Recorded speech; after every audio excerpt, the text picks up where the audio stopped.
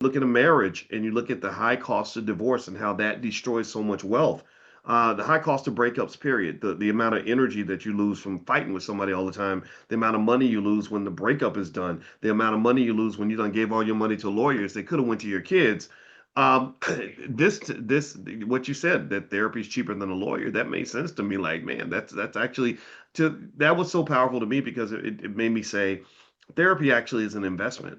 It's an investment in preventing all the other expensive problems that you would have had if you had not learned how to like regulate.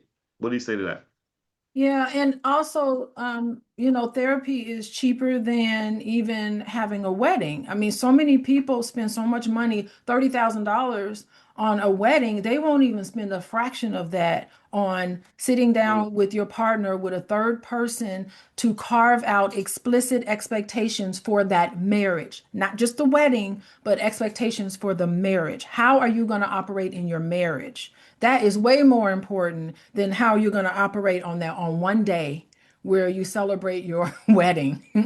So it has to be a time where our priorities need to be geared toward all of the preventive type of work. Even premarital counseling is beautiful because before you spend $30,000 minimum, $30,000 on that wedding, why don't you spend a fraction of that trying to figure out, is this the right person for you? Because you can't marry everybody you love. Just because you love somebody, that does not make that person the right person to get married to. That's heavy. That's really heavy. And yeah, and if anybody wants some support on some of this, you can have my book for free, Financial Lovemaking. Wrote it when I was on the faculty of Syracuse. You can go to boyceandalicia.com and get a free copy of the book. That's boyceandalicia.com. And also, I wanted to share the link for anybody that wants to participate in their research study. One of the things I was really surprised by was how little work has been done and the study by scholars of Black financial psychology. I was really shocked that there Well, wasn't a lot of published research in this area. it's not Did that how surprise you? little, it's not how little work has been done. Nothing has been done. I have not, to date, I have not seen a study done like this before.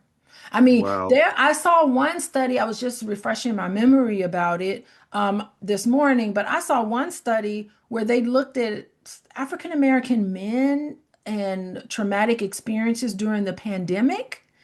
And all they did was look at their financial challenges. That was it. And then they found out that anxiety, was related to exposure to stress, which impacted them financially.